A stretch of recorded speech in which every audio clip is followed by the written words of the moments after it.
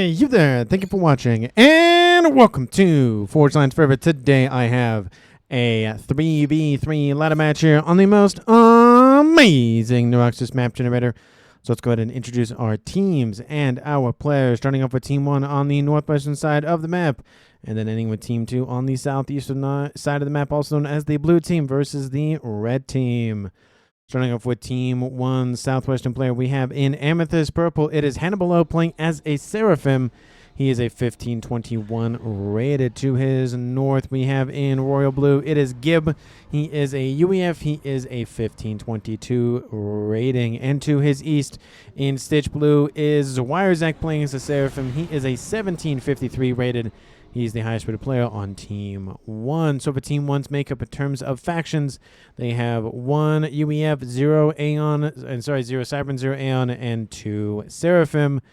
So again, missing out on the Aeons and the Cyberns for Team 1. Starting up for Team 2's northern player, we have in orange color orange, it is Unique playing as a UEF. He is a 1243 rated. To his south, we have the Aeon of Umbra in Chevy Crimson. He is a 1712 rated. And for Team 2's Western player, we have in Ruby Red, blending in with his environment, is Finks playing as a UEF. He is an 1802 rated. He is the highest rated player on Team 2 and in the game overall. So for Team 2 side of the map, in terms of their faction makeup, they have 2 UEF, 0 Cyberns, 1 Aeon, and 0 Seraphim, which means for the entirety of this match, there are no Cybern players. Apologies to those spiky space socialists.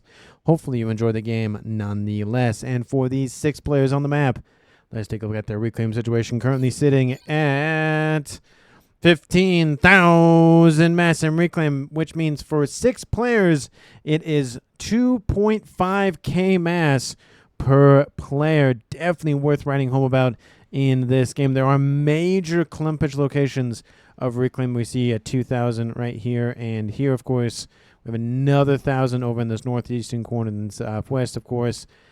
And I was expecting a little bit more in terms of clumpage. I guess another 900 over there. So it looks like the majority of the mass does kind of lie along the middle of the map here. Did not mean to draw out that line or cancel out that line.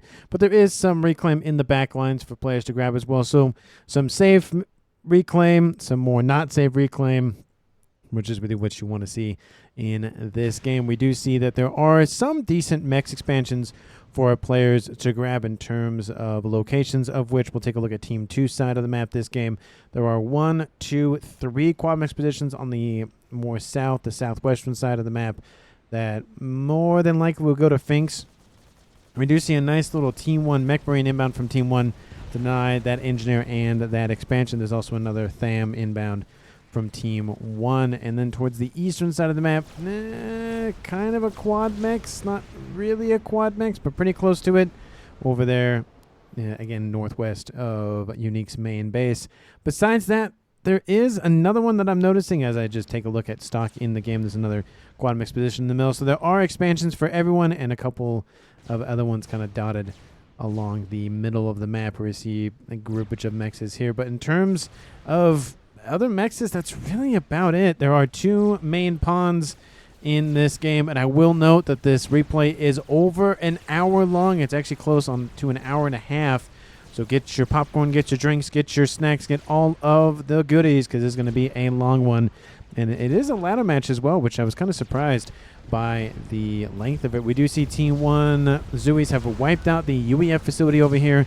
Engineers moving in to grab some land. It does look like the engineers have made landfall, but unfortunately it looks like the transport won't make it home, and the engineers will be slowly eliminated. They actually take over that mechs, so no harm in just capturing it versus reclaiming it and rebuilding. We do see in the middle of the map, we have Team 1's Hannibal pushing in on the Team 2 side of the map. Naval facility is online. Naval facility soon to be online for Hannibal. In the middle of the map, combi-com action has occurred between Wirezack of Team 1 and Unique of Team 2. Wirezack will be slowly pushed into the water. His frontline facilities will be eliminated. He actually popped back out of the water to shoot at Unique's back. Gib going for a T2 upgrade in the middle. That is the main route for land for our players to get to the other side of the map. There is, of course, the water to be concerned about, which both teams have hover tech units. Team 1 has a little bit more because there's 2 Seraphim versus Team 2's 1 Aeon. But besides that, again, there is only 1 major land incursion, which probably means we might see more transports going around the western and eastern sides of the map to try to skirt the middle annoyance that will soon to be just bottling up as the game progresses. Again, given that it goes over for an hour, I do expect to be some glorious experimental game ender sorts of things. At least you would hope, given the game goes that long. I don't exactly know. I just know that it works at the end of the day. T2 is done on Zwiresek. First upgrade done for Gib, going for his T2 upgrade. He's going to be able to establish a nice little PD base on the front line and just slowly push out Unique, who's actually upgrading his comm very far forward, I might add. Again, in the middle of 2 commanders from Team 1. Definitely a interesting position to put himself in. It's early in the game to be not a huge concern, but it just would suck for him to lose, 50%, 60% of his upgrade just because he's that far forward. We do see that looks like a tiny bit of action between Finks of Team 2 and Hannibal of Team 1. Torpedo capable sub is coming online, and Fink is going to be very happy about that, be able to drive that comm away. It does look like the comm is going to the middle of the map, and looks like that's going to be all Team 1 is focused on, at least in terms of where their comms are currently sitting. We have a facility over here being shot at by a nice little Thunderhead class frigate, and that would be denied from Team 1. Eastern side, we still see a naval facility online for Team 2's Unique. He has a nice little frigate and sub patrolling or just protecting this little avenue. I think you can get T2 units here. T3 might be too big, but again, at that range for T3 units, they can probably hit the naval facility anyway, so it's not really a big concern, but still something to be concerned about if Team 1 decides to, again, launch some cruiser-capable missiles at Team 2. We do see Unique is done with the upgrade in not a moment too soon, because T2 PD has ripped apart those hit points as well as the units from Team 1. So Wirezack is moving in as well. And again, he's going for torp launches that, again, will continue to drive the comm away. And that torpedo not upgrade, but the torpedo launchers upgrading and being built very, very quickly. I might add, torps are outbound. Unique takes some shots, and he'll be soon out of the water, so it's not a huge, huge concern. Looks like 1 more burst. That should be the range. Oh, no, he's still in range. Look at that. That is a lot wider than I thought. He does get out, and Zwiresek will now be chasing him. He actually went for he went for T2 and gun, and Unique just went for gun. We see tac missile started for Gib. Gun spinning range started for Hannibal in the middle. We do see that Finks is now near the beach.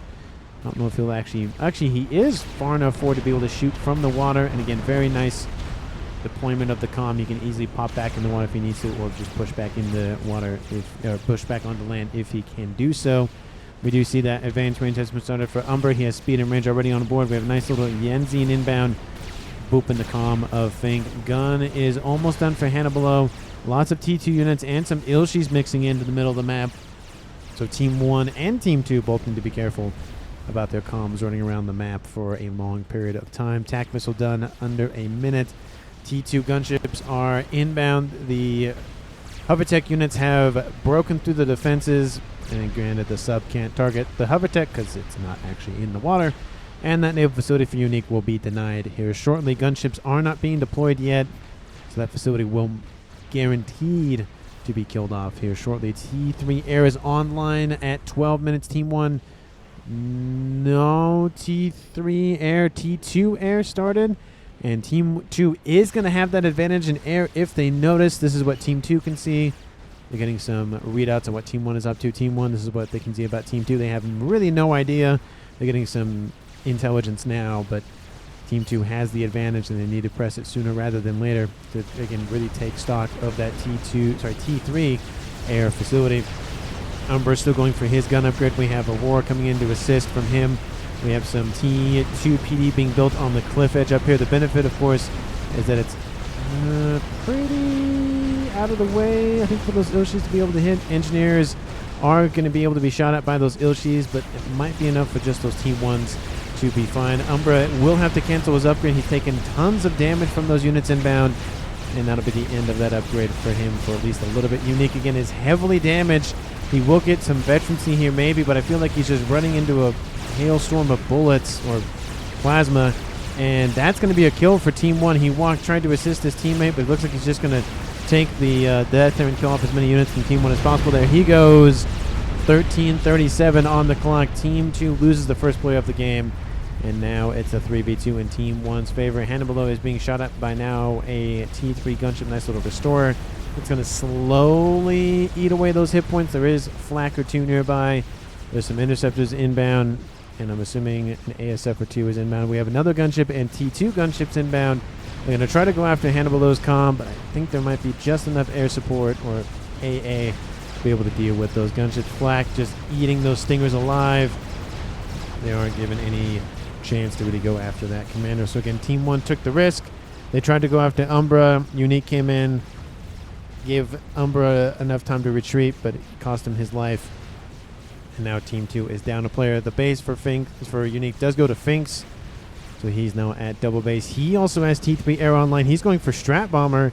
And again, as a reminder, we have Umbra going for gunships. T2 air is online for Finks. So everybody was going for air in some department for Team 2. Definitely something to be concerned about for Team 1. They need to get T3 air online. They have T2. And that is it. So that's, it's been a couple of minutes. That is a huge advantage to have. And again, they're using it with that Strat Bomber. Missile inbound. Looks like it will get shot down. T2 Mex was eliminated, but only one, so nice little counter there. We do see Finks coming around the west to southwest side of the little hill here. And I will note, it is a little bit annoying to get to that little plateau area from the east, but it can be done. It's just very bottlenecky, and I wouldn't be surprised if Finks actually stands on the plateau and shoots down at his opponents. We do see, again, now some AA from some cruisers, and again, cruiser missiles are online for Zwarzak. Team 2 has lost the eastern pond. Team 1 has essentially lost the western pond, so now the game, again, kind of focusing more on a south v north kind of distribution. But again, Team 1 is controlling the middle of the map via land. They've wiped out a couple of mexes over here and over here, so Team 2 is down in eco, and not just because of that. Team 1 is upgrading, I think, a little bit more, so it's almost 300 to about 227, 230. So we'll say about 75 and call it a day for Team 1 at 16 minutes.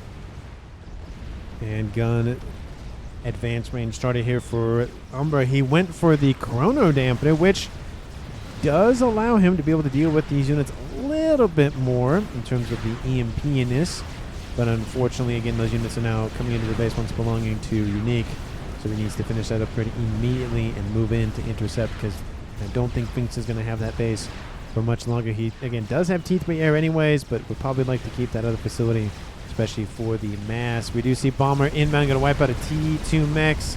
It is actually a shocker, which is shocking because I didn't think that Umbra would go for that, but we have two bombers running around the northern side of the map here for Team 2. One from Finks, one from Umbra. We have gunships coming in to try to slow down the approach of those Ilshis, and we have that upgrade has now finished for Umbra as well, dealing with those pillars and other units from Gib. And another bomber no other bomber has appeared. Looks like one of them has been killed. Oh, nope, that's right there. Never mind. AA being built now. One bomber at almost 6,000. One bomber at 10,000 mass. And I kind of want to maybe split things up a little bit, because we have the attack on the eastern side happening, and we have the bombers from Team 2 just wreaking havoc. Looks like that bomber was killed off just as I saw it. Looks like the other bomber was killed off over here, but still a lot of mass was lost for Team 1 per second. Look at that. They're at Team 2 right now in terms of how much they're producing. So they dropped 75 or so mass, maybe power related, maybe not. I feel like Team 2, maybe Hannibal. Oh, he's not. Ooh, he doesn't. So everybody's down in power, and Zwarzak's losing his bar there. So not good in terms of energy for Team 1. They need to fix that immediately, which they, I think, are doing here shortly. There's that P-Gen gone, and that P-Gen's gone. And I think they got another. Yeah, they got another set of P-Gens. So Team 2 struck at both the mexes and the power generators, and really crippled Team 1's eco. Another mex is down, though, for Team 2, so it's just snipes going down from both teams. And Team 1's definitely going to invest in some T3 air technology to deal with Team 2. Another bomber inbound. But Team 1 has prepped some more AA defenses, and he's going to grab that mech, which I don't think even existed because it was being rebuilt. And Bomber will not make it home, so the Hero Interceptor. And again, that mass does end up in the pond, so Team 2 can scoop it up if they get there in time. There are some engineers that could maybe make a play for it, but it's going to be a little bit of time if they are going to be ordered to do so. Those cruisers are starting to hamper more of Team 2's efforts, at least on the northern side. We'll take a look at the range on those things. So currently, this is how many have been deployed. We have even some cruisers back here for some mobile AA support. Lots of missile potential for Team 1. They're kind of reaching the edge of their range, though. If they can get in over here, that's not what I want to do, but if they can get in over here, it would increase that probably all the way back to maybe this base for Umbra. But again, they need to get in there first. I don't know if they can or not. Don't know if he's ordered those units to go for it or not, or he's already tried to. But so far, he's really trying to just get as much range out of those things as possible. In terms of everything else going on, it does look like Team 1 is back up in the Eco Department 350, so they jumped considerably with their power back online. Team 1 is ahead in that game 100, and that is a lot to be ahead for 3 players at 20 minutes. And again, the game has another hour, so lots of potential for both teams to snipe at one another, to kill off stuff. We have a gunship going after some Team 1 Zooey on that western side, and it looks like it's going to be ground fired. That nice little sub. The sub is actually surfaced, it looks like. Didn't realize the Team 1s could do that. And that sub is eliminated, but those Zooey were eliminated, so maybe fine, maybe not fine. We have a torp launcher killing off a sub. We have the sub helping to try to deal with Gib. Gib using that missile on board the comm to strike at Team 2's Eco now on the western side. There are a couple of T3 mechs. Is Team D being built now? I don't think it's going to be built in time. Nope. Does not kill off the missile in time, but the Team D is built, which means the T3 mechs will survive just barely. The mass storage is gone, of course, which does lower the eco income a little bit, but not too much. And I love this play from Team 2's Finks.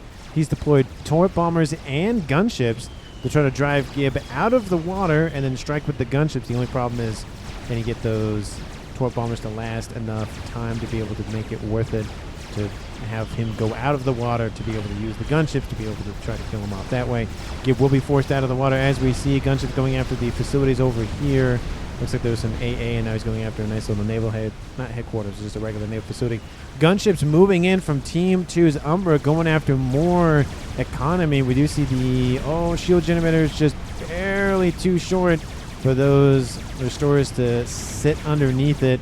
You can see it's just barely. They have to sit directly over top of it to be able to actually affect the generator itself. T3s are a little bit taller, so you can actually get underneath them and shoot at the generator. It makes it really easy to deal with T3s, and T2s, like I said, just a little bit too short. We have some broadswords moving in, going after more mexes. So Team 1 going more of the passive route with either long-range tech in terms of missiles or somewhat active tech with the Gib missile. He's already killed off 10,000 mass, so already at 5K for himself in terms of 5 veterancy on board that commander. We do see the shield is down. Looks like they sniped at the power. And now some T3 mobile AA is online. We'll drive those restorers away. Would have probably been a little bit better had there been broadswords to really rip apart this base quicker, but they did kill off some power. As that look for Hannibal. He's losing power. Ooh, he's trying to fix it. Looks like he fixed it.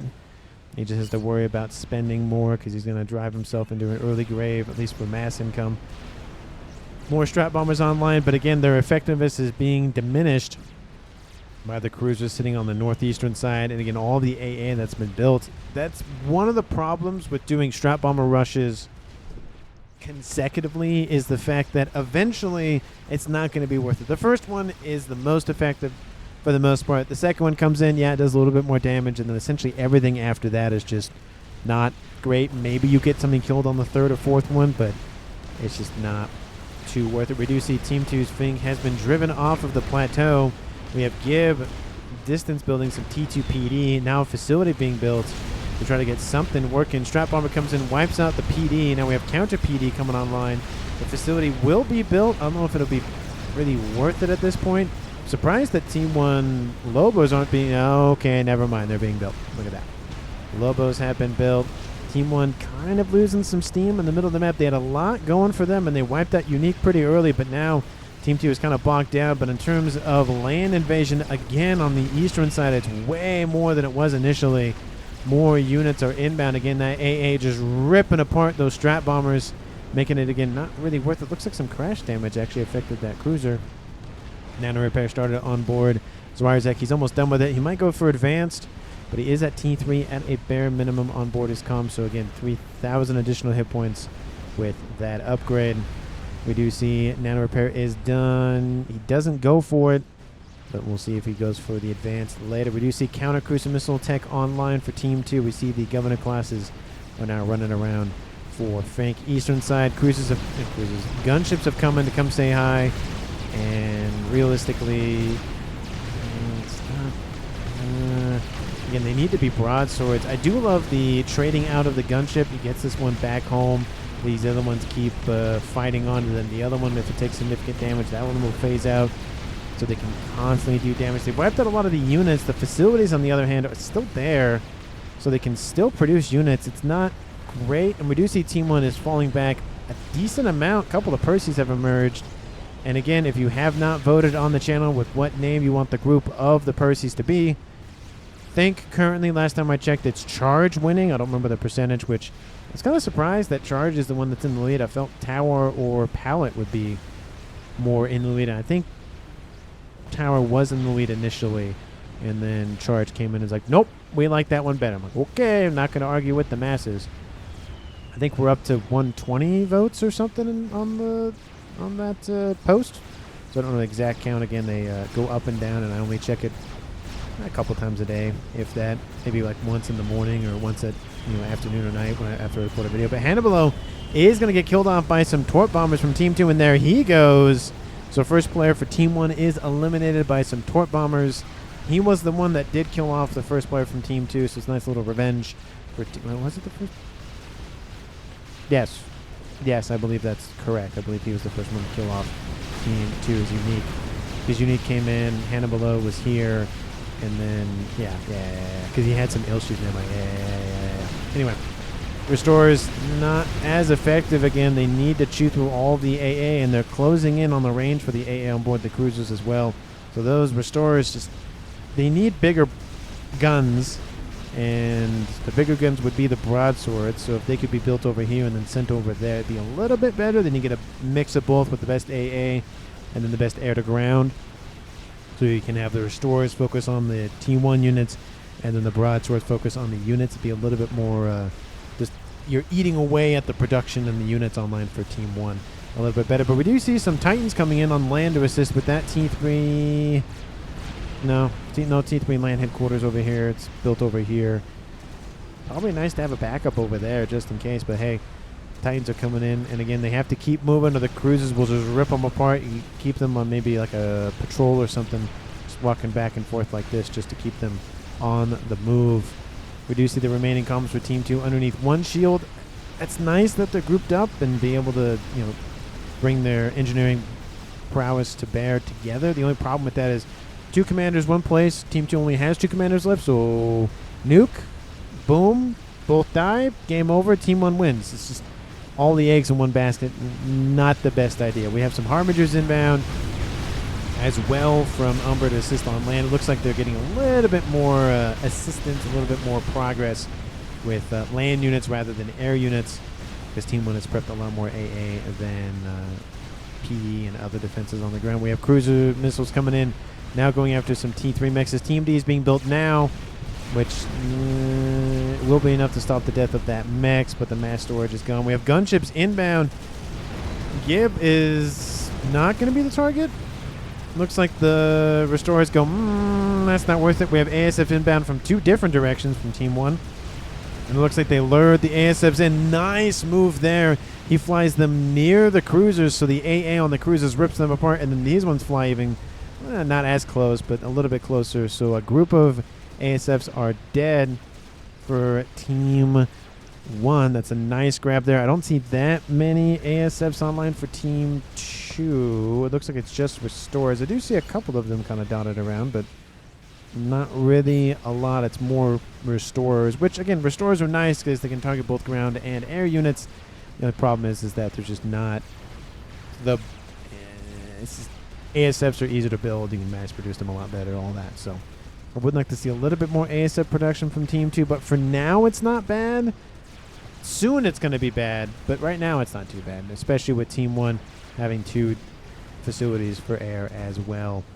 So both of the teams, both of the players on each team, both have T3 air headquarters, so they are able to produce ASF. And one of them can produce T3 gunships. Gib can, and then Swirerzek can build his Volters if he so decides to do so. So many cruiser missiles inbound. TMD spammed up quite nicely. They are dealing with them. More of them are probably going to be built out of this facility. Yep. It's just constant AA. Might as well build it. Spam, spam, spam, spam, spam. Mimic what Team 1 did over here. And now it's not, again, producing that many results. Partly because just Team 1 didn't produce more of them, but he did supplement that with more stationary AA. We have some Riptides coming to deal with some flak, mobile flak. Some, is it Ayashivo? I think it's Ayashivo is how you pronounce it.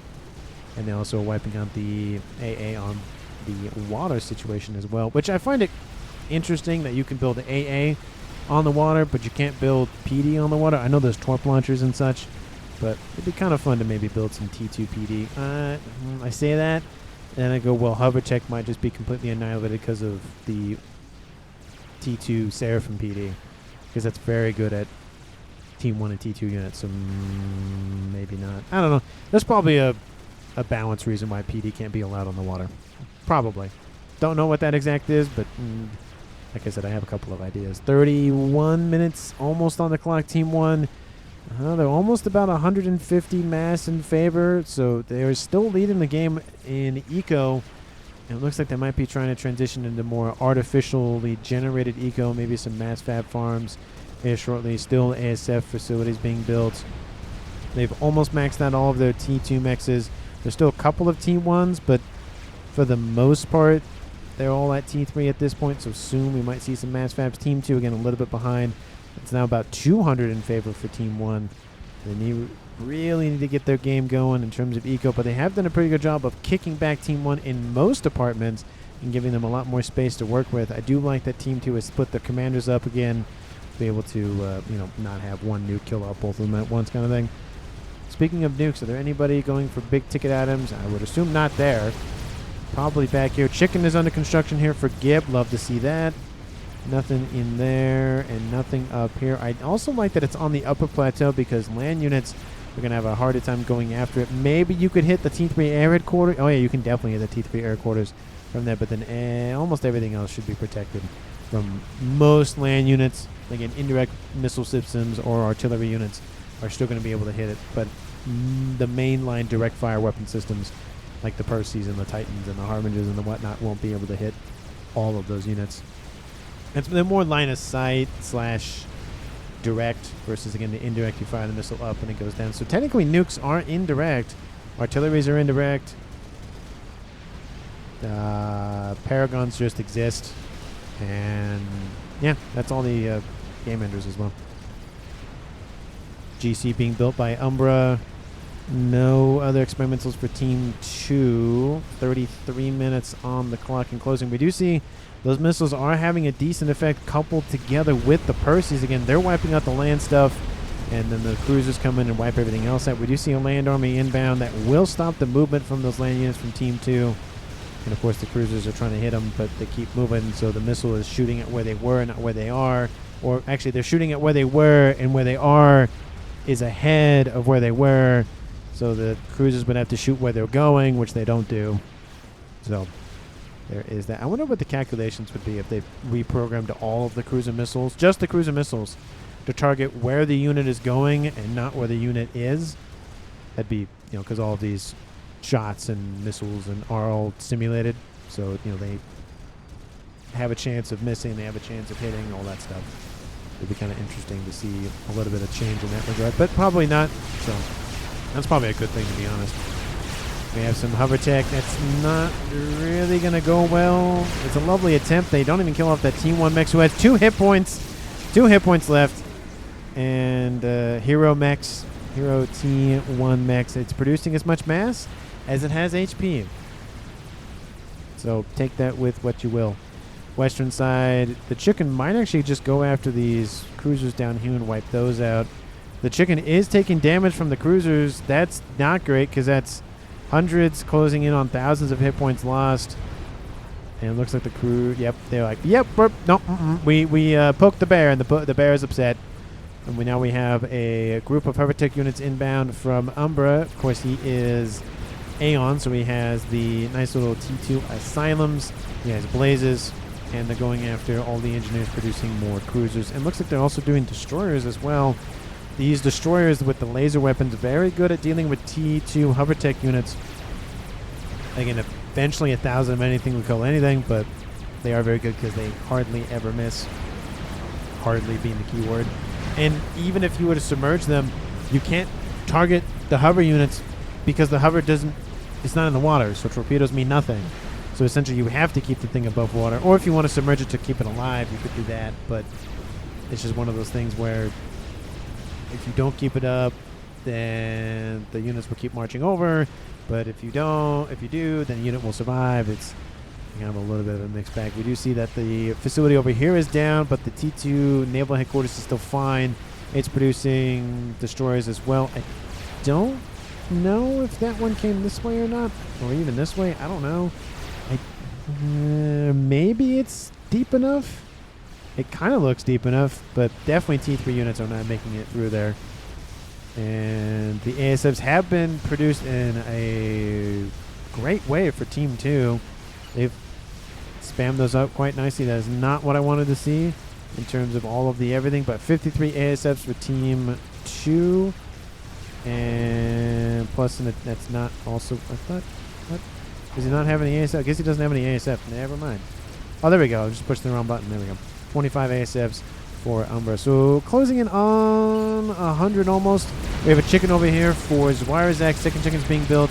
And the Blazes don't care. They're completely ignoring some of the chicken. Some of the engineers are being killed off from the chicken being produced. That was slowed in the construction of the second one.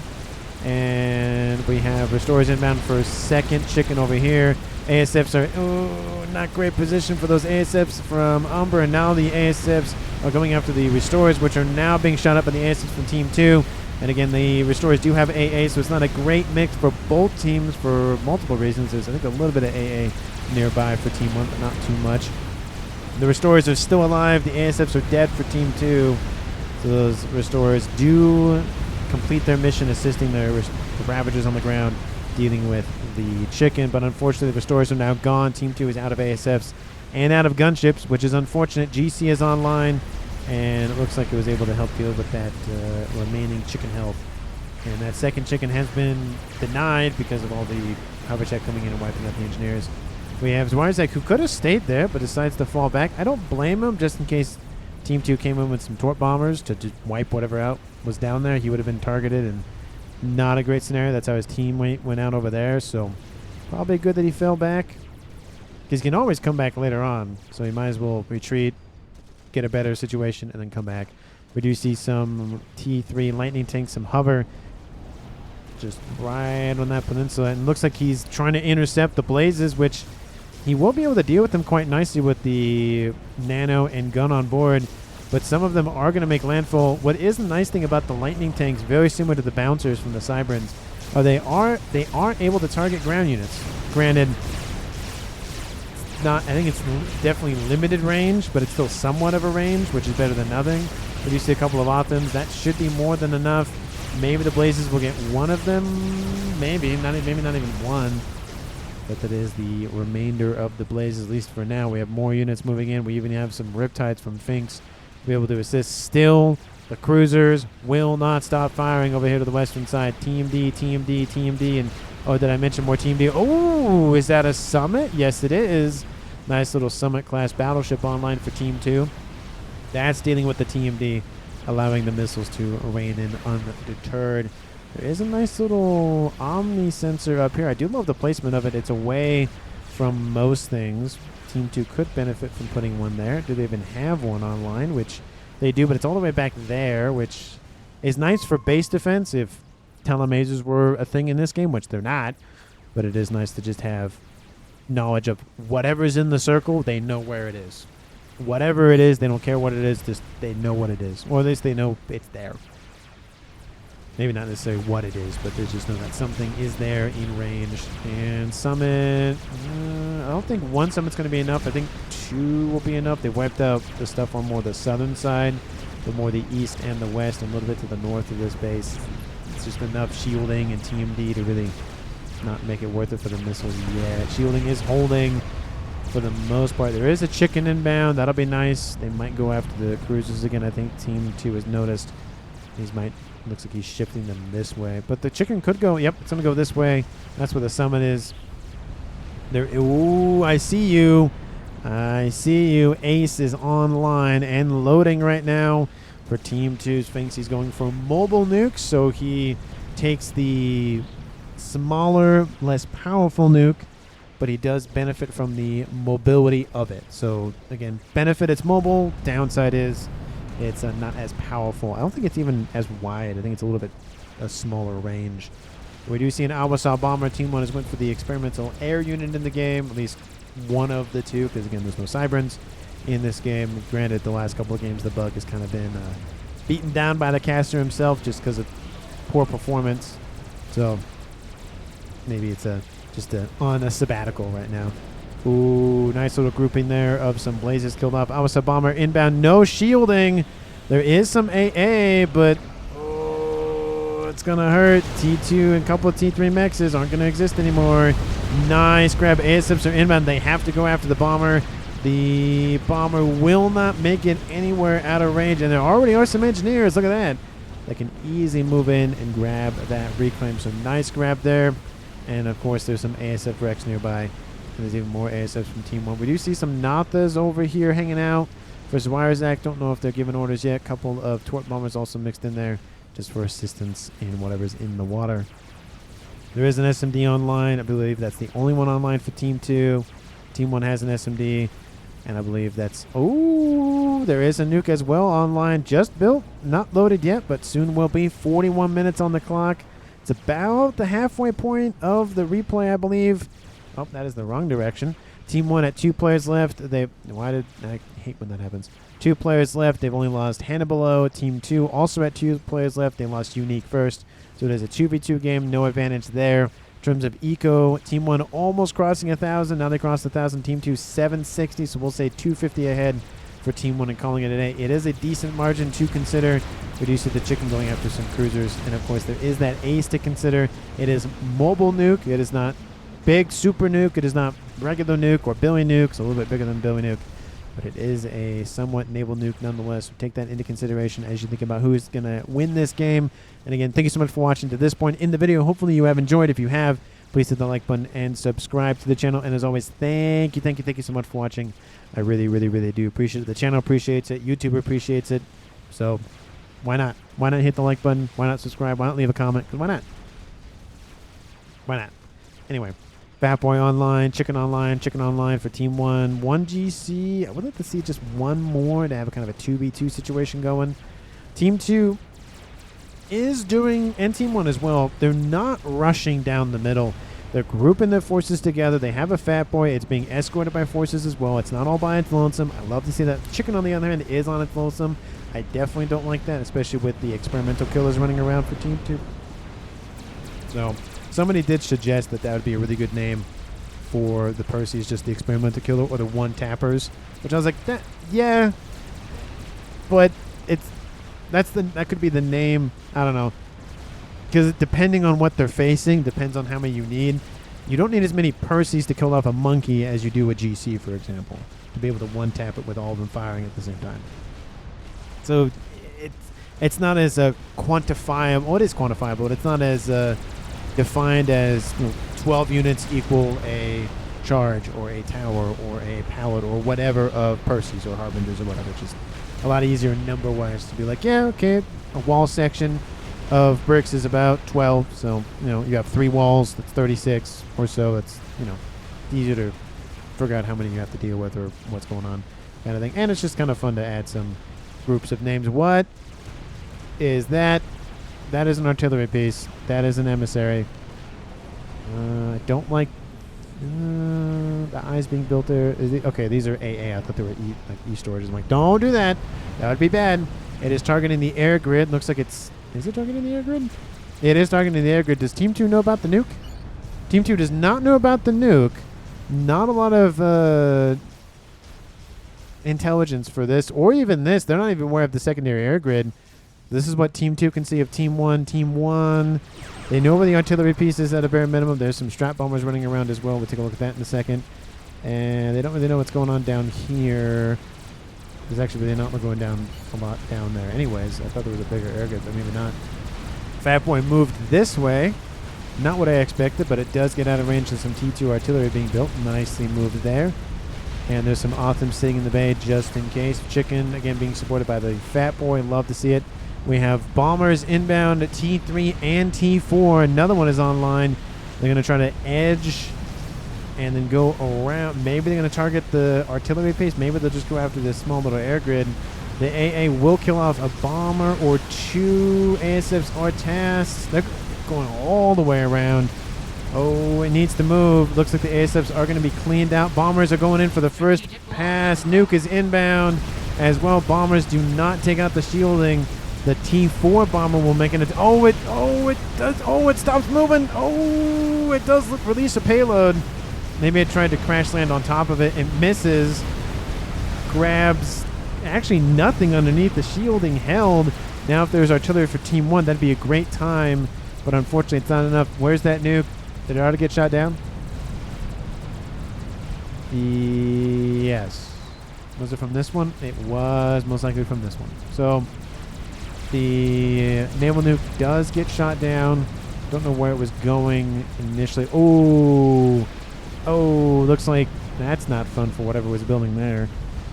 Chicken is down. Torque Bomber's dealing with the remaining Optims down there. So Team 2 avoided a huge loss and keeping their artillery piece online. And again, like I said, really not really losing anything down there. And again, another wreck to reclaim, another 25,000 mass. Team 2, 190 to Team 170.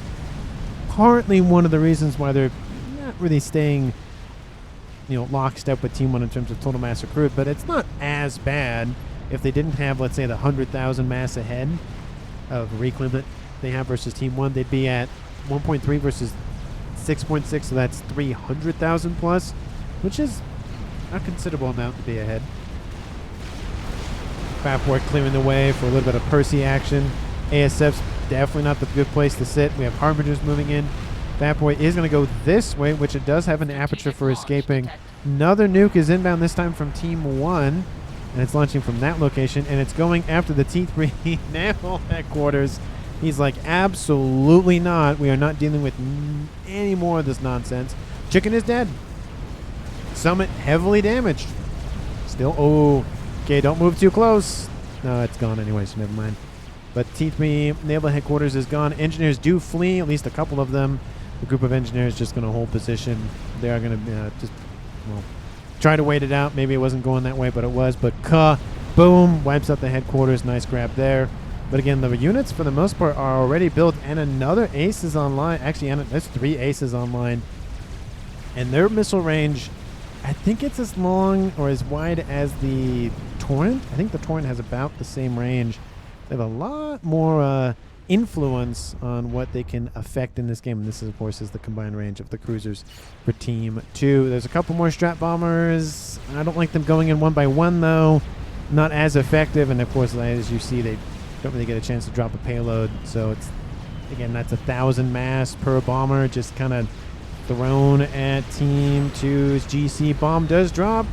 Drops him to 12,000. I don't know if that's really worth it, because what Team 2 could do as well, they could just control K the GC, reclaim it, and then just build another one with most of the mass that it got from the first wreck. So you're just accelerating the process of Team 2 doing that anyway, so it's not really that valuable.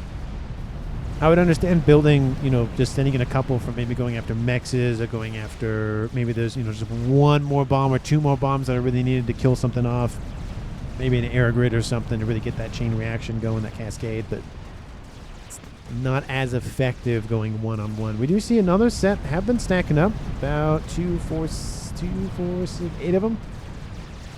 Looks like Airgrid's being re-expanded upon. Looks like they lost the T3 air headquarters. That's got to hurt. Nuke is reloaded almost. Killed off 11,000 mass in the first nuke. That was the headquarters and all the engineers. And it looks like Team 1 still Missile Command. They're just playing Missile Command all day, every day. They're getting really good at it. They can do it with their eyes closed almost at this point. Probe Bombers going after Hathums. Of course, these are battleships, but they also have nukes on board, or can have nukes on board. So another reason for Team 2 to go after them. Air fight again.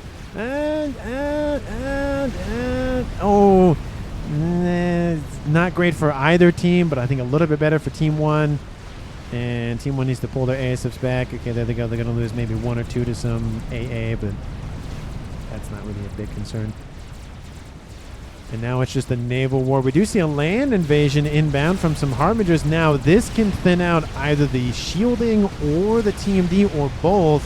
That will free up the cruisers to go after stuff, but the chicken has wiped out some cruisers anyways. So a nice little happy accident.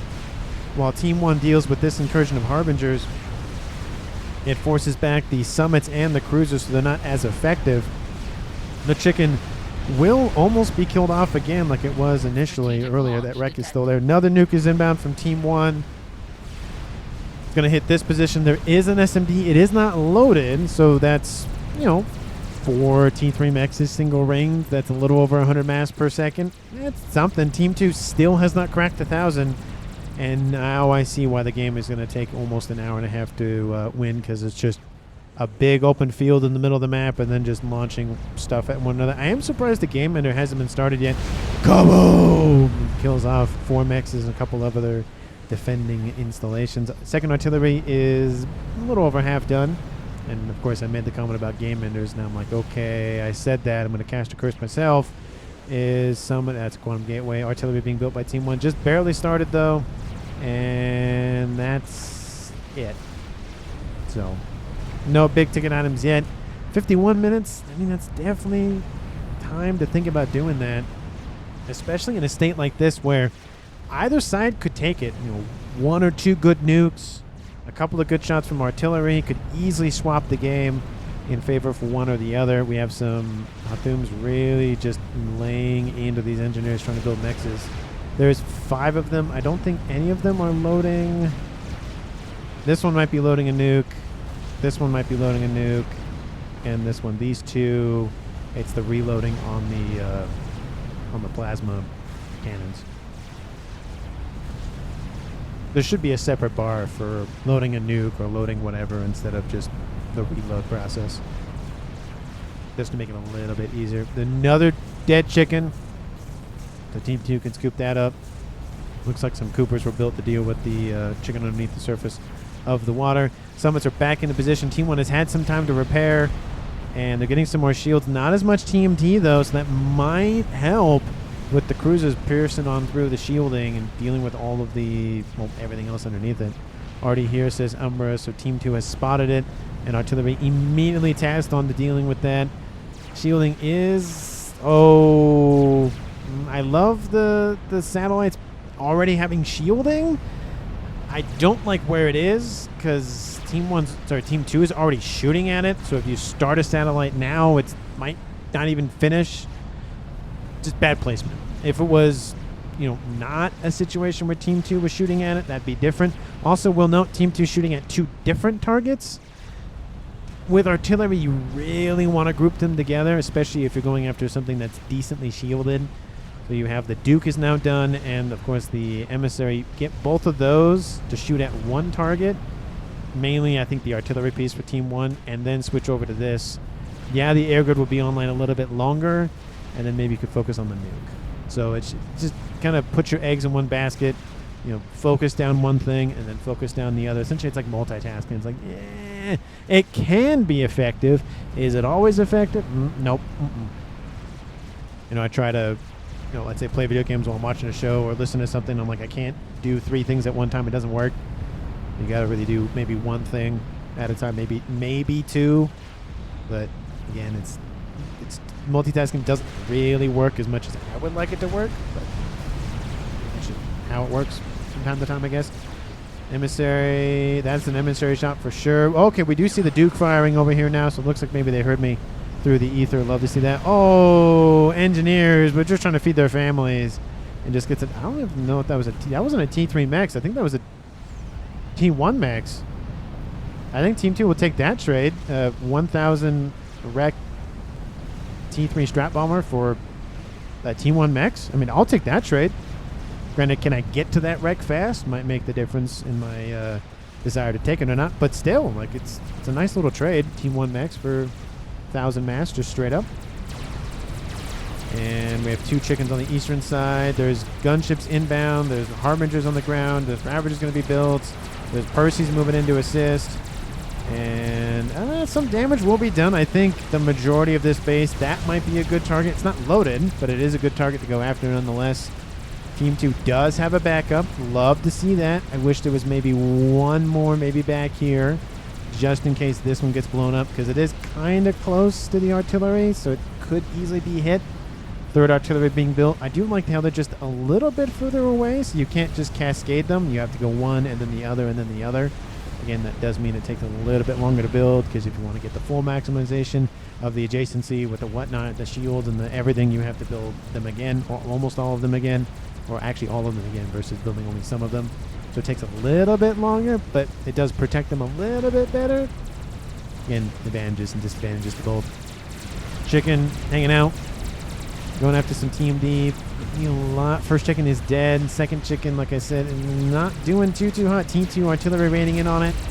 Either it goes back in the water or it commits. Either or, because it can't. I mean, it's going to snipe at a couple of stuff, but not a whole lot. We do see some cruiser missile tech, actually aircraft carrier missile tech from Team 1's Seraphim players. So you get the missiles from UEF, you get the missiles from Seraphim, you get the missiles from Aeon. So everybody but the Cyberns get missiles. Oh, no, scratch that. No. The Cyberns do get missiles from their nuclear submarines. They're nice little strategic missile submarines, I should say. They can build nukes on board. And speaking of which, one is loaded. And I wonder what target they're trying to go after. Because that's the only target. That's the only SMD in range. Ooh, if that goes down, the nukes can open up because they are definitely in range. Oh, yes, they are. And the artillery, speaking of which, is done for Team 1. So Team 1's at 1 and Team 2's at 2, soon to be 3. It's almost in the green. And it's being bogged down over here in terms of the land. It's not really going well for Team 1 and going this way. Team 2's like, well, you can come attack us. We'll come reclaim. That's perfectly fine with us. Western side, we have 2 GCs being chased by a chicken. These 2 GCs immediately go for the SMD. If that's the only thing they do, then that's a great use of them because, again, it wipes out the SMD. The nuke comes in, wipes everything else there. You take a little bit of, hit in the, time and effort you spent on producing the GC, and that's fair. Speaking of which, nukes are inbound from Team 1. 2 of them, in fact. One from here and one from here. So I was right. They were producing them. SMD isn't loaded. Oh, is it going to clip some ASFs maybe? That would be nice. It's going to clip some gunships. That's not fun. Oh, this one goes. And there's the whole having a backup SMD. That's going to hurt. Ooh, kaboom. The whole egg red is essentially gone.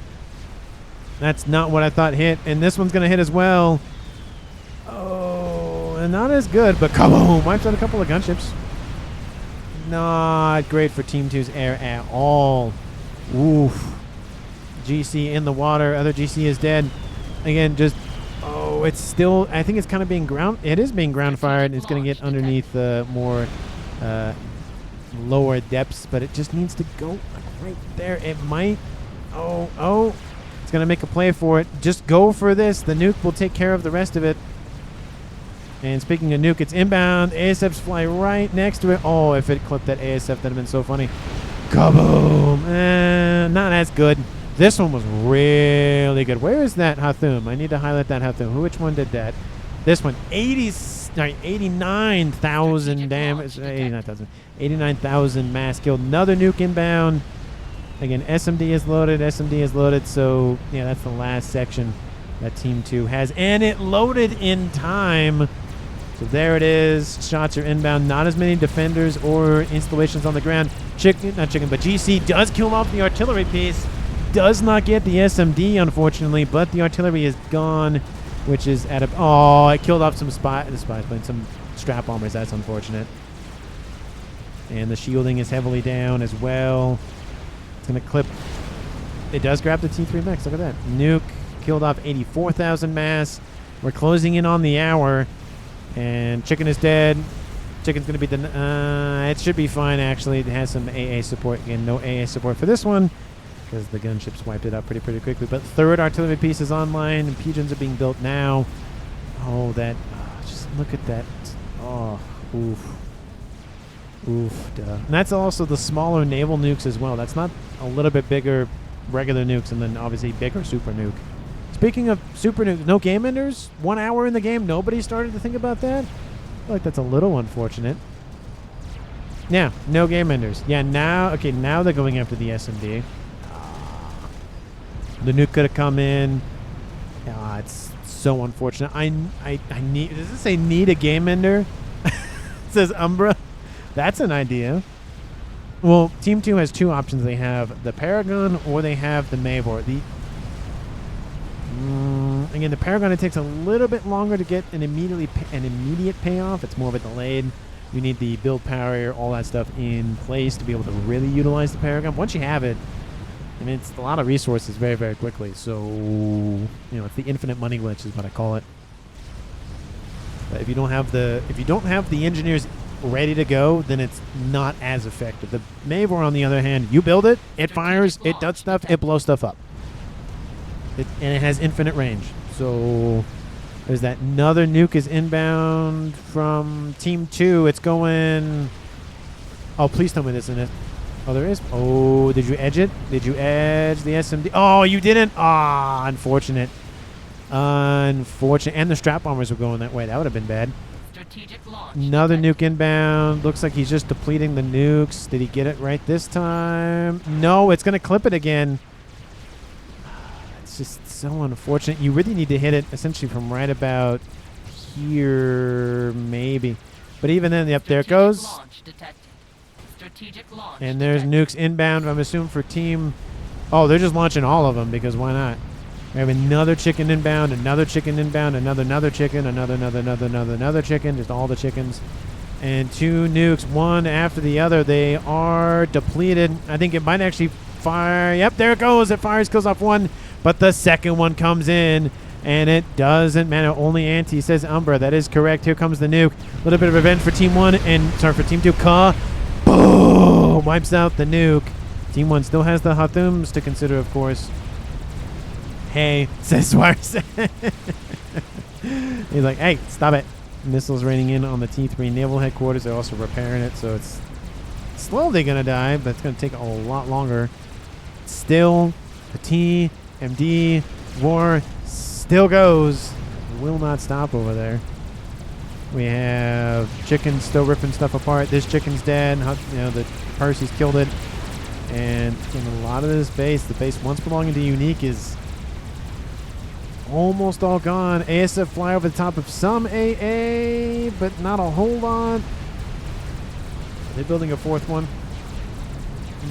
No, it doesn't. Oh, maybe. Maybe they'll build a fourth one right here. I mean, you could put... I don't like... You want to put a shield right there, so... You can do it. It's just the placement of the shields on the corner is more effective. Strap bombers are inbound. They're going after the SMD. Oh, the SMD is down. I repeat, the SMD is down. And that emissary is vulnerable. There is a second one there. Where are the nukes? Where are the nukes? Not loaded. Not loaded. Oh, this one's loaded? No, it's not loaded. This one, not loaded. This one, not loaded. This one, not... Oh, yeah. So not loaded, not loaded, not loaded, not loaded. Team 2 has a little bit of time. They have an SMD here. It's built. It needs to get underneath shield coverage. No, new one has been built. Needs to be loaded. There's the nuke from Team 1. Sorry, from Team 2. And it's going here. They finally killed that SMD off. Artillery has been rebuilt, or tried to be rebuilt. That's not going to really work for Team 1, though, because that nuke's going to wipe that out. So... Oh, and some SACUs are going to have some fun times. Kaboom! Ah, beautiful. Love it. Love the nukes. 131,000, 113,000. So one of those was the air grid and the nuke. One of those was the artillery and all the SACUs. Ooh, wipe here next, says Umbra. I don't think they have range to go after that. No, they do. Oh, no, they do. Because the nuke went over there, so they definitely do. They have an eye hanging out over here. I do love that. I wish they would move it to other places to constantly get more intelligence going, but looks like they may have done that for the most part. And looks like explosion over here. Was that another nuke? It was another nuke, looks like. Yeah, no one's dead. And almost kills off the GC. SMD is dead over there, but there's still not an SMD for back here. Definitely a missed opportunity. Definitely an oversight for sure. SMD is being loaded. Oh, they could have... Wait, are you telling me they launched the nuke and they didn't go after the artillery piece that definitely didn't have one? Oh, that's a little unfortunate. But they couldn't have known that. They thought the SMD could have been loaded by then. So, unfortunate. Apologies for missing the nuke landing for the most part, but yeah, it's a little unfortunate. That eastern side... Oh, no, okay. No, we see an SMD here. Okay, it was newly minted. And newly minted there. Love to see it. Fink getting some SMDs online. We have some units down the front line. I don't know what this is. I mean, they're going to wipe out maybe a couple of AA and some Perseus, but not a whole lot. And Team 1 bombers wiped out. That's not really a big concern. ASF's not moving.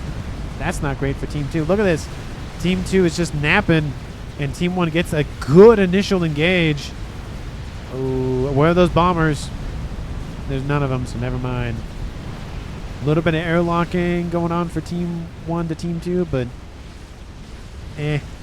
was a good engagement nonetheless, though. They did wipe out a lot of ASFs. I was going to say, oh, those are strap bombers. Okay, I was going to say that's a lot, but it's not all strap bombers. Artillery wiping out the air grid up here. 1 hour, 6 minutes on the clock. Team 1 needs something because they lost their artillery, lost the decent amount of SACU, they lost the nuke. They have their Hathums, but it only does so much, of course. And Team 2 has more than enough. SMD, SMD, SMD, SMD, SMD, SMD, SMD. That's all been rebuilt. Not loaded, though, but still. SMD. I would like maybe one more back here just to have really good coverage, but this is what Fink's coverage of SMDs is. So it's pretty decent coverage. It's really good coverage, and then this is Team 2's coverage. So, or Team 2's, that's the wrong button. Umbra's coverage, I should say. Team 1, not a lot of SMDs. They do have one up here, though. I do like that. So Team 2 can't just nuke the battleships right here. And, of course, this is their staging area. So that might still be a concern for Team 2 to worry about. There is a GC. There are units moving in. But, again, it was here, was the front line, and now it's here. So still concerning.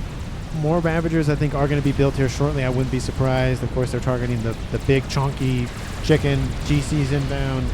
54,000. Yothota's at 65. So, shot for shot, the chicken should win. But the Perseus are there, so that will definitely help favor Team 2 at least a little bit more. Missiles still... This thing is still alive because there's only one thing shooting at it. There is... Oh, it's launching a nuke. There we go. I said it was nuking. There it is. Nuke is outbound. Oh, please tell me you just go out to the facility and you're done with it. Please tell me you just do that.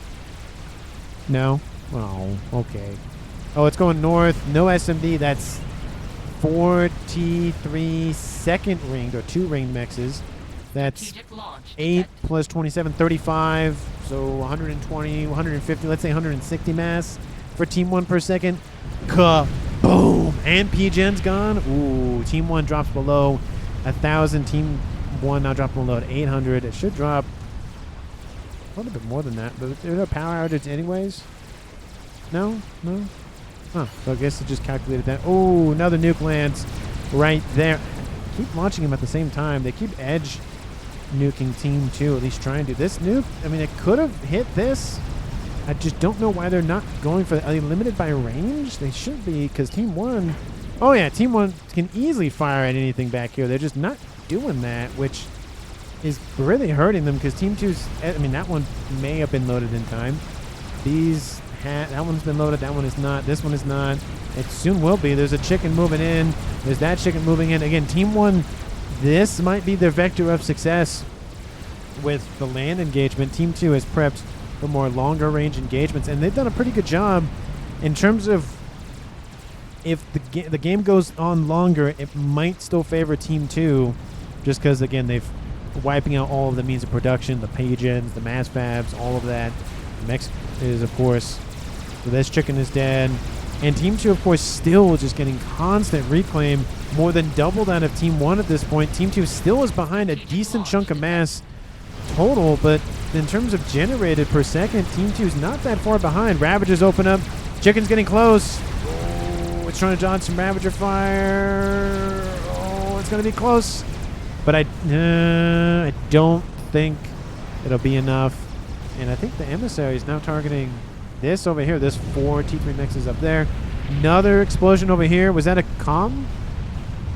No, that was a sub nuke. That was a naval nuke. Ion storm. It's hitting the shield. Maybe a couple of PD will be killed off. Maybe the shield generator will be killed off. But no. Yeah, I don't think it's gonna be enough.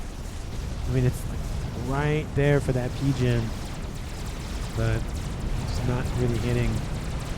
And there it goes. Another chicken is inbound. Team 1 is just spam chicken. And if they hold, I think more of them, if they can hold maybe 3 or 4, I love all of this flak randomly down here because why not?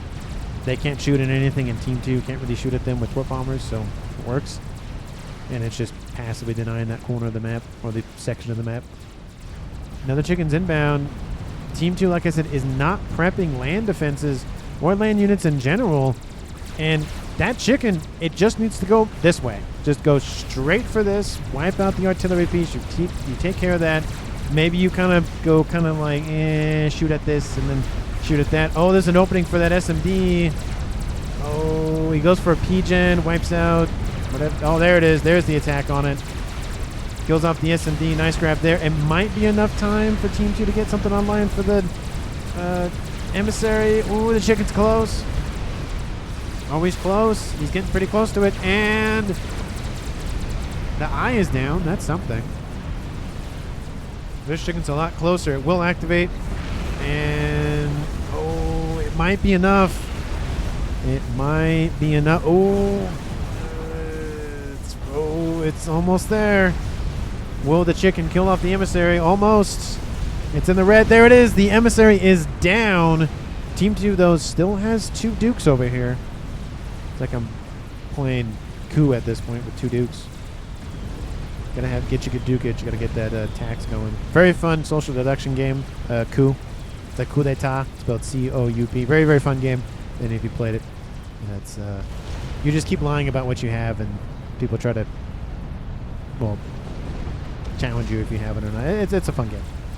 It takes about, depending on how many players, it takes anywhere from 10 to, I'd say 25 minutes. I think with 6 players, I think is a good amount.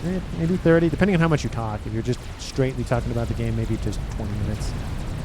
Anyway, ASFs again. They're thinning out the air forces for Team 2, but there's nothing with them. Yeah, there's chicken on the ground that they're trying to help, but there's torp bombers raining in all the time. There's another chicken inbound from Team 1. This is encountering more Ravager fire, though, so I don't know. You have to, I think Team 1 has to hold them just a little while longer. Yeah, there's some Zooey inbound and everything else, some spam, but needs to be just one big, chunky, just send it kind of thing. And the base, what's belonging, still belonging to Gib, but it's heavily damaged. T3 area quarters is gone. Nuke is inbound from both teams. Why do you do this to me? Why are you doing this at the same time? Chicken is inbound, and it's decently healthy. Ooh, that's something to look at. Look at them. They're crossing. Oh, they almost. I wonder if you can get 2 nukes to impact. Oh, the SMD actually lands. Nice grab there. Oh, and that one kills off that. Chicken is inbound. Team 1 bombers. Ravagers are able to turn around and shoot at the chicken. It's almost dead. Couple of shots do miss, of course, because it's bob and weave. But got some veterancy. Stays alive a smidgen longer. Some of the air guard will get singed. But for the most part, it will be fine. It will kill off, I think, at least these 2 P-gens. And then maybe they'll get this one. Shielding's being built, though. The Duke will be fine. And again, like I said, just the reclaim for Team 2 is just... It's almost triple that of Team 1, almost. It has to be almost 700,000 to be triple. But it's getting there. It's over 2 times, though. It's 2 times, even rounding for Team 1 to 250. It's still more. And it's just, I think Team 1 is running out of the everything. Again, they've lost they've lost mexes there. They're rebuilding there. They're rebuilding there. But there's just not a lot in terms of main bases anymore. It's very scattered. This is probably their main facility, and we have some blazes being reclaimed by engineers, and we have gunships inbound. I think the Spectres have a little bit of an AoE on their shot, so they're able to kill off more units per burst if they're nicely packed it together. That killed off a lot of them. The blazes might not last, but that wasn't the point. The blazes, if they killed off all the engineers, great, but look at them. They've killed off almost all of the engineers. So that slows down the building of more experimentals. And with Team 1, I mean, they're still in the lead for eco-wise. Team 2's dropped below 500 as well. But in terms of bases, I mean, Team 2 still has 2 artillery pieces. Their shields are... Oh, they're back. Never mind. Nuke is outbound from Team 1 again. Where's it going? Where is it going? I don't see the line. SMD there, not loaded. SMD is loaded there. Don't know. Oh, the GC's heavily damaged. That's why. I was like, why is the GC running? Why are you running? Why are you running? But I understand why you're running now. Ooh, it's gonna make it. It's gonna make it. And the nuke is denied because I don't see it anymore. It didn't land anywhere that I noticed. The reclaim is insane. Team 2. I mean, look at this. They're at. Last time I checked, it was 230 to 570. Now it's 640. And Team 2 now below 500,000 mass behind Team 1. It was like 600,000 or so. Now it's less than 500. And that's Team 1 just giving them more and more and more and more. And they are wiping stuff out with nukes and such, but you can only mass dump so long before your opponent has enough to just bury you in mass. So that's why I suggested just send like 3 or 4 chickens all at once. Yeah, it takes a little bit while longer to do that, and it might give your opponent a little bit more time to prep, but when you charge with that many units at one time, it will break a couple of walls, and maybe they could have killed off this. Maybe they could have gone further back. Another nuke is inbound. It is the game of naval nukes, or, whatnot. And oh, they're going for that. SMD's gone. Well, I don't know how they killed that, but they did. And now the game has definitely slowed down a little bit, considering from Team 1. Look, they had so much land, and they got this far. Boom, wipe out that. They started there roughly, and they got all the way to here. They did very well, but they just couldn't get back here. They couldn't even get here, which is probably where they really wanted to get. They tried this way. It almost worked. Again, had there been 2 chickens, that would have been more than enough. Even with the Ion Storm, the first one would have, again, singed this. The second would have just stood and just killed off all of this, and that would have been the end of the air grid, at least the bare minimum. Oh, that air setback from Team 2 definitely hurt, but they did recover, so good on them. The difference in eco is starting to collapse. Team 1 only about 200 more mass ahead, and it's just not really much going. This is a very long game, 1 hour, 18 minutes in. These players have probably been playing at least an hour and a half by now, I would assume, just because the game doesn't exactly play at the same speed as, actually the replay and whatnot, so it's not exactly a 1-to-1 in terms of timing. 5 aces just will not stop loading nukes. It is insane. We haven't seen one when they fire all of them. We've seen, I think the most we've seen launched at a time is 2. We have more hover tech dealing with whatever's over there. Finks finishes another experimental. If someone built a game ender I would be very, very surprised at this point. No. No. No. No. To them, it might not even be worth it. I mean, you're not producing a whole bunch of mass per player, and that mass would have been needed for land defenses. Team 1, it would have been needed for chickens and other such, so putting all of your mass into one bucket or one casket, or what, not casket. Yeah, basket. Why was I thinking bucket? I confused bucket, casket, and you get basket. There we go. I don't know why my brain split those words apart. Attack Newt started for Gib. Is he going for Telebilly? Maybe? Interesting. I don't know. Even if a Billy Nuke hits this, it's not going to blow everything up. You would need to snipe a comm. And even then, you can't snipe Finks with one Billy Nuke. You can't even snipe Umbra. They've both gone for shields. 25, 18, what is it, 38,000, and then he's at 34,000. So one Billy is not going to be enough. Another, hey, there's another one, and another one, and they're going to go to, another one inbound from Team 1. Oh, nobody has decided to nuke each other. They're just like, you have your, kaboom. And kaboom! Wipes out the ACUs. Oh, it goes too far, but it does wipe out the facilities though. So there's something. Kaboom! Only about 31,000 damage for that naval nuke. There is a Yathotha here hanging out, and the subs don't have torps. Ah, I think I knew that. There's the chicken spotted. And he immediately shot up by that summit. 9,000 hit points remain. It's, nope. Here come the gunships. They are Spectres. Obviously a little bit better than Stingers. And in terms of air-to-ground weapons. And there goes that. ASF's come in way too late. It wouldn't have even mattered. It wouldn't have taken that many gunships to wipe it out anyways, so I don't think it would have mattered. But here comes the land invasion for Team 2. An hour and 20 minutes. And we see another attempt at a land invasion from Team 2. I don't know if it'll go anywhere. The last one, granted, they didn't put a lot of effort into it to begin with, I think. But this one might be a little bit stronger. There's the teleport. There it is. Telebilly. It exists. It exists. Engineers coming in to assist. Team 1, finally, for the first time, I believe, in the game, bar the early game, of course, Team 2 is in the lead for Eco. 930 to 547. And another naval nuke is inbound. It's going eastward. It's finally going after the T3 naval headquarters. I don't know why it stood there for this long. Looks like an Awasa bomber is being built. Was being built, being the key word. Ooh. Kaboom! Wipes out the facility, wipes out all of the engineers. There's more engineers inbound, though, but yeah, teleporter is done. He's going for it. It's going to take him a little bit to load. How's his power doing? Not super great, but not terrible. He's getting some overflow from his teammate, which is helping. But I think he's changing targets. He had to look. It would help if he loads his Billy first. That would help.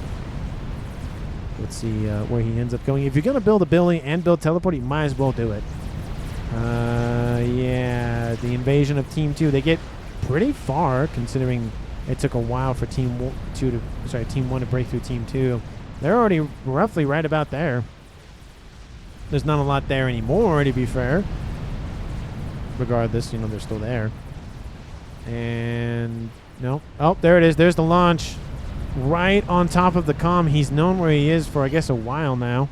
He probably saw him with the spy planners. Oh, did he change targets? Did you? No, you're going for it. Where's the nuke? Team 2? Okay. And there it is. There's the teleport. And Finks is like, oh no, that's a thing there. I need to move. And torp bombers are inbound, I would assume. Satellite done. Hey, there's that. Torp bombers immediately launch. Nuke is inbound. It's going to hit him. Again, a shield kills off 12,000 hit points.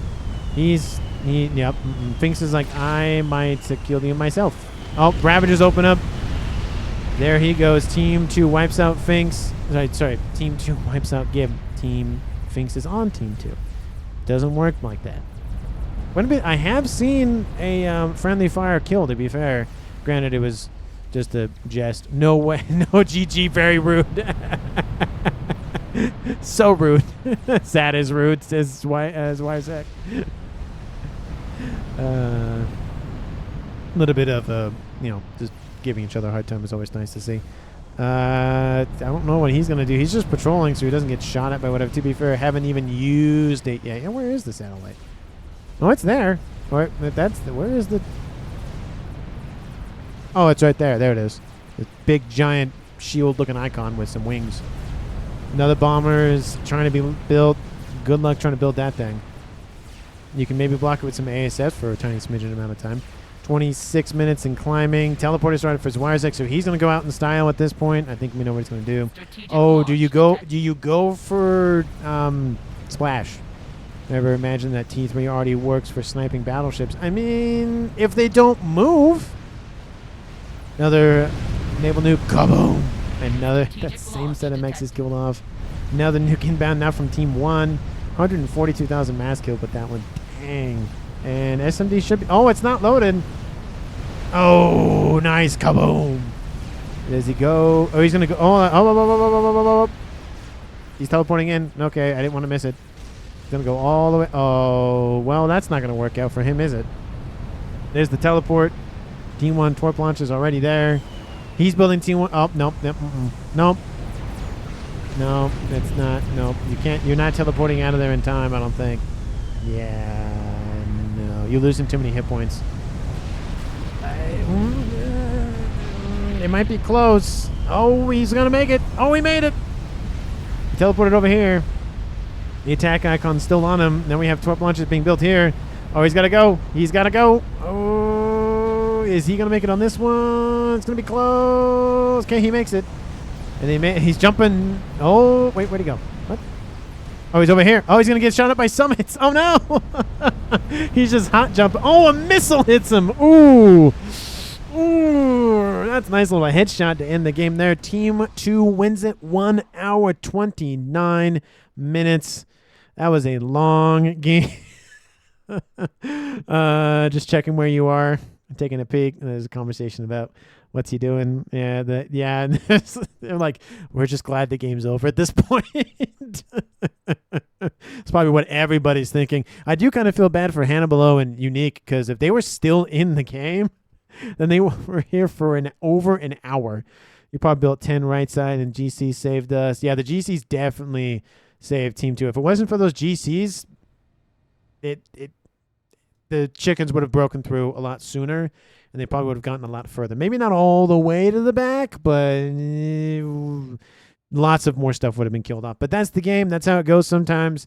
Again, very good game. 1 hour, 29 minutes, almost even. Almost an hour and a half. So hopefully you enjoyed. Let me know if you did by liking and commenting, and, of course, subscribing if you haven't done so already. MVP goes to everybody, just generally, because they played till an hour, almost and a half at a bare minimum, if not an hour, 45 minutes, given the game and whatnot. But if I were to pick an MVP, those aces were so important to Team 2. Like, oh, look at this. No, that one doesn't. 286,000 mass killed, 118, 218. So this is 500,000 between these two. 600,000. You maybe include these ones, make it like 650. There's this one over here. Yeah, 670, 680. So much mass killed with those things. Team 1, I think some of those Hutham still made it. 175. That's an aircraft carrier. So I mean, that one was pretty good. 175. So I think maybe we'll say 1 million mass worth killed with naval nukes in this game. Very good match. But again, I think those aces were very, very good call, even earlier on from Finks. So nice job there. I'll give him the MPV. Just, again, 55%, 45%, because Umber was also important for defense and for going for the first artillery piece, and it kind of helped set up the long-range game there. But anyways, thank you so much for watching. I really do appreciate it. If you haven't done so already, please like the video and subscribe to the channel, and I will see all of you in the next one.